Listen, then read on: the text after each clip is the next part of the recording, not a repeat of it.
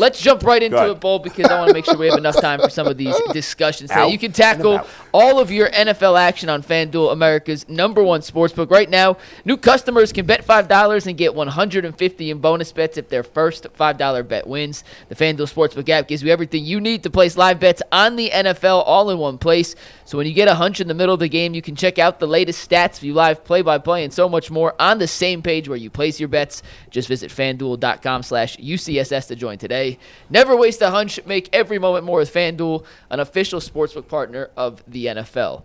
We'll get to that Instagram post after we talk about Jameis Winston and DTR first. Tyvis, Kevin Stefanski said he is sticking with Jameis Winston as his starting quarterback against the Kansas City Chiefs. A, are you surprised? And B, is that the right call considering the Browns are now officially eliminated from playoff contention? Yeah, that's the right call. Are you kidding me? Listen, you got the Kansas City Chiefs coming in here. And from now on, all the teams that you play, we talked about this being the rough part of the Browns schedule, whether they was in playoffs, whether they not, whether they was doing good or whether they was doing bad. This was the part of the schedule that everybody wanted to see if the Browns are for real. And obviously with Jameis in there, you get the best chance to evaluate your team. And I think about the last time they played Kansas City, regular season. The Browns, did you know the Browns was winning 22-10 at the half? Yeah. I had no idea until somebody told me this yesterday. The Browns was beating the Kansas City Chiefs at halftime, and then I think lost, 33-29 or something like that. The Chiefs, for this last, even really going back to last year, there's been a lot of games where you thought they were going to lose, and they almost every time find a way to win. I'm convinced that everybody on the Chiefs is living right. That's what it is. They paying their taxes. They taking care of their kids. God loves them. They love Harris their wives. Butker's not taking care of his kids. Only his wife is. That well timed. That was so well timed.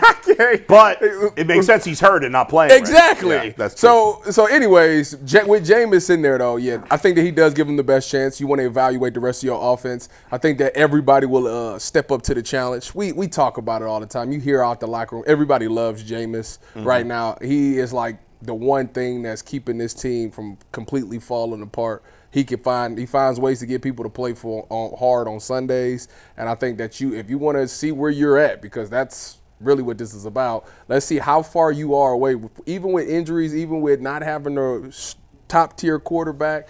Let's see how far away you are from the Kansas City Chiefs. And the way the Chiefs has been looking, I mean, they gettable. Like, they are very gettable. So I think there's a lot of teams that have said that this year. I know, and it's just the man hit the field goal off the upright. It's amazing. It's ridiculous, man. They are the toughest team in the world to kill. Yeah, like they are cockroaches. It's ridiculous. Do you know that basically? I watched a documentary that said cockroaches are basically.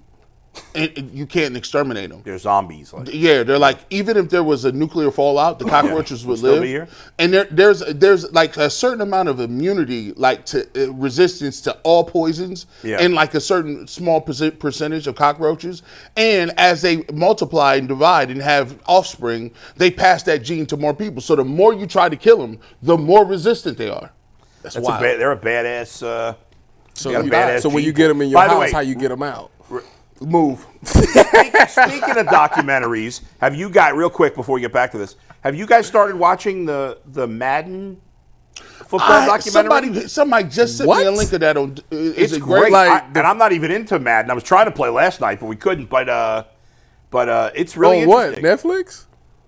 I think so. I can't remember for sure what streaming service it's on. I think it's Netflix. No, I don't know. Maybe you guys could look it up. But I've watched the first episodes, 4 episodes. Yeah. It's really good. Really interesting how it started, how they got him on board. Yeah. It's on Prime. Yeah, There was actually it's on Prime. There was actually a Joe Montana football. What you mean? Before a Madden football. So they need to bring Blitz back. But you gotta watch the thing. It's pretty interesting. So one of my when I was getting out of school, I was in grad school for 1 semester, and I stopped. Yeah, you going to. I'm like, enough of this grad school stuff. I did. It was an independent study that I did, and they say you can do it on anything. I did it on video games. Yeah. Shout out to Dr. Catherine Axon. She went to OU.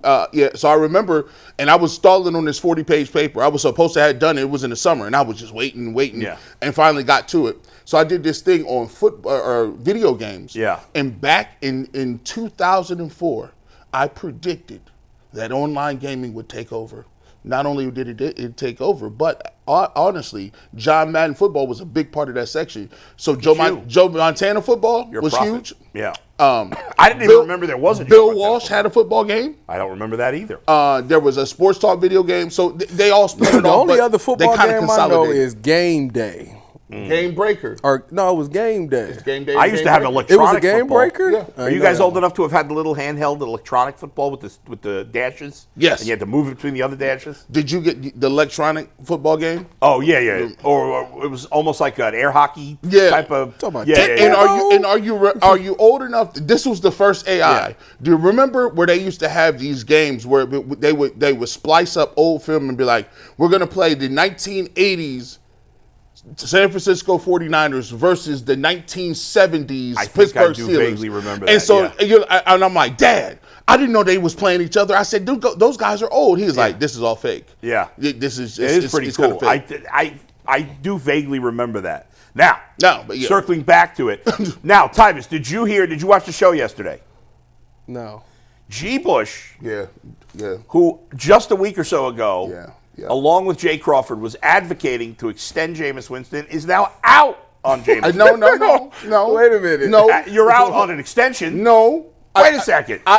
McNuggets, you see how they get me? These clips. Didn't he say he was out on extension? I said Jameis Winston might still be the best available player for the Browns, but I am now broken and out on the fact that somehow miraculously this is going to be some sort of special thing. Fairy tale. G said he's out on an extension now. Today. Not out on him being the quarterback next that year. ends up Fine. with That's where I've been the whole time. Have I not shared with y'all what I would do if I was the Browns? I don't believe you have. Well, if you have, just This is do what it I've been thinking about this. Okay. All right, now, yeah. bear with me, because I know how y'all is in the chat. Y'all gonna hear one name and just be like, nah. That's right. Nah, Flip out. Just listen, pay attention. Check this out. So if I'm the Cleveland Browns, right, I would extend Jameis 1 year. I'll make it come back for next year. Mm-hmm. In this upcoming draft. Oh, wow. You got a draft pick too? Yeah, this upcoming draft. Check this. First round, you can either go wide receiver or tackle. I'm cool with either one. All right. If you don't want to do that, you need to go corner. Those are the three positions that I would probably go after in my first round, especially if I'm top 10. Is there a wide receiver worthy of going 5 to 8? Yeah, McMillan, Hunter. Some people like Hunter's Luther going to Burden. go before that. Yeah. Well, you asked, is there a receiver worthy? Yeah, he's worthy. Okay, go ahead. The kid from Arizona, McMillan. I was seeing something about he's like my fear for him is that he don't create enough separation, because I was seeing some stat on Twitter that said something about Drake London. He like all his catches like 50% contested, 50-50 balls. something like that. So like that scares me. Is he big? Yeah, he's like 6'4" athletic. Yeah. Okay. So Guys, make your point though. Yeah. anyways, let me get back to it. So either wide receiver or tackle. Second round, I'm going whatever I didn't go in the first round. So if I go wide receiver, I'm getting the offensive tackle in the second round, blah, blah, blah. In the third round, I'm definitely drafting a quarterback. Cornerback. A running back. I got to get me a running back. Okay. And in the fourth round, I would draft Dylan Gabriel. Now, why people say, why would you take Dylan Gabriel of all these quarterbacks? Well, hear me out. So when you look at the offensive line, right now the biggest concern is what? Left tackle. Yeah.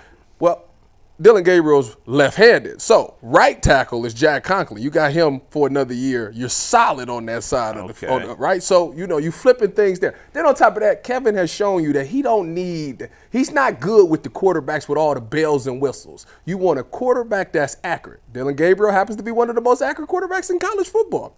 He's short, though, so you got to maneuver your pocket. But how tall is he? He's probably like 5'10", something like that. Yeah, he's short. But you've dealt with that before, because Baker Mayfield was short. So he's not 5'10". I know, but still, it's close. Like 6 foot. Baker Mayfield was like the most accurate quarterback, and that's why he has some success there. Plus, he's a humble guy. But he hasn't been accurate in the NFL. He's a great leader, humble guy. The guy drives all these quarterbacks is driving Lambos and Ashton Martins. You know what he drives? Chrysler minivan, and it's the happiest thing in the world for him. So that's why I go. Then I give me some corners and safeties at some point too. You want to listen? I would get. Now here's the thing about Gabriel. He just lit it up this past Saturday. I know you don't. I know you don't. He's just small, and I just told you like 3 weeks ago I can't do no more people under 6 foot. So is that why you're out on DTR for the rest of the season, G's? DTR under 6 feet? Well, here's the thing. Bull said this about DTR, and I'm with him. I don't understand where this thought process is coming from. Like, we haven't seen this guy. Like, there's this thing when people say, we got to see what we got in DTR. And you haven't seen a fair, week of preparation. I mean, I saw him with a week of against Denver. And he was actually looking all right until he got hurt. He's always looking good till he get hurt. Well, I mean, I think it's fair to say we maybe haven't seen him enough, but another 4 games, is that going to be enough? I wouldn't start him today. Mm-hmm. If anything, I'd start him like Baltimore, the last game of the season. The only way I would consider starting, if I'm the Browns, if I'm Kevin Stefanski, if I'm Andrew Berry, and I'm like, I think there's a chance DTR is our next quarterback. Starting quarterback, not backup. No, I don't care about backup. Let's see what we got so we can find a backup. No, I don't agree with that. If they truly believe that DTR could potentially be their starter, then yeah, I would play him. But if they don't believe that, and they got to have an opinion on that by now. I mean, he's been here how many years? 2 years.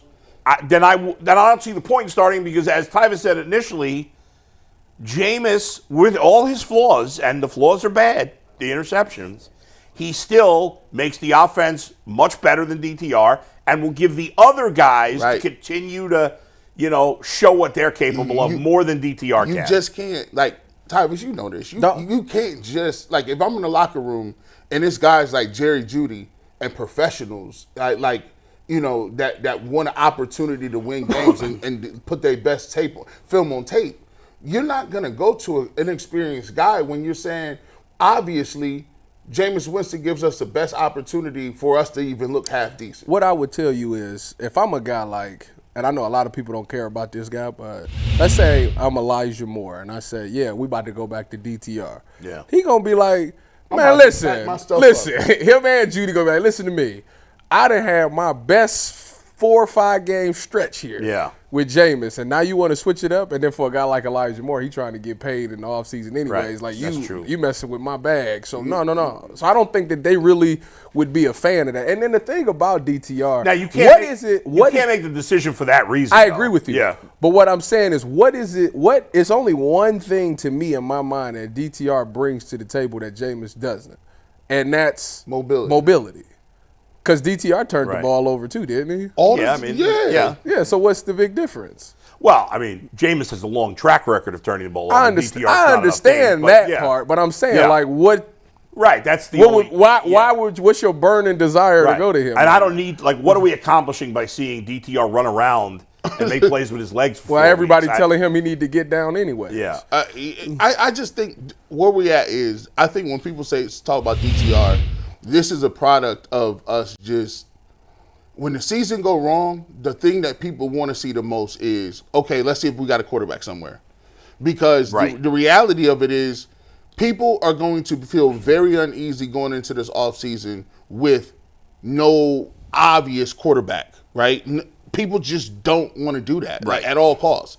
So it's like, okay, well, let's see if we got something here. So at least I can hang my hat on the fact that maybe DTR is somebody, and it's like, and that's what I was saying yesterday. I just had to come to the conclusion of, and bite the bullet, you're going to be uncomfortable this offseason, G. Bush. It's going to be uncomfortable. Jameis Winston is not going to give you a clear cut. Oh, yeah, this about to be much better. Now, Deshaun Watson, I don't know what's up with that. And DTR is not going to be some dude that you just we found a diamond in the rough. Now, listen, I say all that. Jameis go out there and throw 3 picks on Sunday. Get him in there. Get him in there now, right now. If he's terrible this week, then that's how it goes. Get him in there. That's how it goes. But this game, I would start Jameis. You know, people talk about flip-flopping all the time. If Jameis go out there and throw 3 picks, get him out. More information, you change your pick. Can you guys give me an answer to, like, people like make you want to be married to these takes? If your kid come home and he got an A on the first test, but come home the next 3 weeks and got a D, and an F, and you say, what's going on with these grades? Can your kid come around and tell you, listen, you flip-flopping, dog? What happened to that love when I was getting them A's? Well, you're not getting A's no more. As long as you keep getting more info, opinions change. Everybody, if you don't change your opinion with new info, that's stupid. That's just being dumb. I think everybody thinks that you should just be mindful of what you say. Of course. Because when you say something like negative about a player, like it's like, oh, that's where you stand. Yeah, well, that's how ridiculous. That's how people feel. That's ridiculous. It's Let me say something else too. Jay's been big on this. Like, he'll bring up Brock Purdy or a couple other guys. Let's face the reality. Most of the good starting quarterbacks in the league were drafted in the first round. That's just not that there aren't first round busted quarterback. Of course there are. But think about this. Let's just go through it real quick, right? I got the list up right here, Bull. Go ahead. As you were saying, I was looking through. Chances. These are the touchdowns leaders in the NFL this year. Okay. Joe Burrow. First round pick. 1 overall. Lamar Jackson. First round pick. Baker Mayfield. First round pick. Overall. Sam Darnold. First round pick. Jared Goff. First round pick. First overall. Josh Allen. First round pick. Jordan Love. First round. Jordan Love he was he was a first round pick. Yeah. Aaron Rodgers. First round pick. Patrick Mahomes. First round pick. Matthew Stafford. First round pick. First overall. Yep. First, number 11, our first non-first round pick, Kirk Cousins. Right. Who was a fourth round pick. Right. All right, you ready to get back to it? Yeah. Tua. First round pick. Bo Nix. First round pick. Jalen Hurts. First round pick. Second. Oh, no, he was second. But top of the second, right? He was like 44. Okay. Yeah, all right. But second round pick. Yeah. Caleb Williams. First round pick. Derek Carr. First round pick. Second round pick. Oh, he was second round. That's right. My bad. Kyler Murray. First round pick. Brock Purdy. Seventh round pick. Jaden Daniels. First round pick. Geno Smith. First round pick. Justin Herbert. First round pick. Jameis Winston. First round pick. Overall. That's your top 25 touchdowns. And think about how many first overalls it was. A lot of first overalls. Yeah. Count Burrow 1, Baker 2, Goff 3, Stafford 4, Caleb Williams 5, Kyler Murray 6. 6 of the top 25 first overall. Jameis and here's the thing. Jameis too. So you and look Jameis, at 7. You look at the best quarter. And is there been any really good quarterback that's been hurt all year? No, it's been a healthy year. That's because last year they was all hurt. Yeah, right? Yeah, nobody's hurt, right? Dak. Dak. Who was not a first round pick. Third. Yeah, I mean Trevor Lawrence, but he hasn't been great. He was a first round pick too, though. Anthony Richardson was a first round pick. That's what I'm saying. Like, yeah, every once in a while there's a Brock Purdy and a Kirk Cousins, but for the most part, you got to get the guy in the first round, and then there's always a couple of guys from the second round. Getting a quality starting quarterback in the third round or later is a rarity. Well, that's why you see this year in this upcoming draft, it might only be 2 quarterbacks that go in the first round. Because everybody else is pretty out on everybody else. But all it takes, nobody thought Bo Nix was going to get drafted, right? By Denver. Yes, they did. They did. Yeah, they did. After 5 other quarterbacks had gone? Yeah. His odds to go in the first round were like -4. All right, well, I'm wrong about that. But in general, high, not necessarily, but he was going to be a first round. Okay, but the thing is, what you said, Tyvis, is people may be, like the general public and the people that make picks might be out, but all it takes is one team to believe in whoever the other quarterbacks are. Then you got a Kenny Pickett situation. Right. And it almost forces you to believe in it. Like, look, if you're the Browns, and this is the hard part about it is you go into it thinking like, man, we done got so much bad PR. Like, we don't like the taste in our mouth. We don't have a readily upgradable quarterback. You can see where they start talking themselves into it. Like, they're like, okay, if we can't get Travis Hunter, if we can't get Shador, if we cannot get Cam Ward, they're like, okay, well is Carter available? And he might be the first end off the board. Abdul Carter. And then you're like, okay, we're going to draft a left tackle? No. I'm not drafting no left tackle in the top 10. Might be the best move. It might be. The Browns got to take this season. They got to address everything but quarterback. That's a hard thing to do. Well, It you got to is. address It is. quarterback too. That's a hard thing hardest to do. thing. Well, yeah. I just think you just running back with Winston, but I think hard. you got to do everything but the quarterback position. You got to do essentially what Philly did when they was transitioning to Jalen Hurts. Yeah. You got to do what the Dolphins did when they was almost done with Tua. What the Lions did with Jared Goff. Like they just decided to say, you know what, we're gonna spend this whole season and get everything but quarterback. And if it doesn't work out, it's only one thing you can think I of don't blaming think on. that It's quarterback. those teams did that on purpose. I think it Yes, just they ended up that way. did. What, they purposely waited to get the Well, quarterback? they had a quarterback. First of all, what I just said was all first and second round picks at quarterback. yeah, so right, you had that going for you. Yeah. Two, it was like I don't know where they were positioned in the draft that they could even get a quarterback. Yeah. Like I think they didn't know. It would be like Baker's last year. You didn't quite know. If the Browns did this, I think they could help themselves. I don't know if they would allocate this much money, but I don't know where they would get the bag from. But if they was like, all right, we're gonna give me T. Higgins and I'm still drafting a receiver,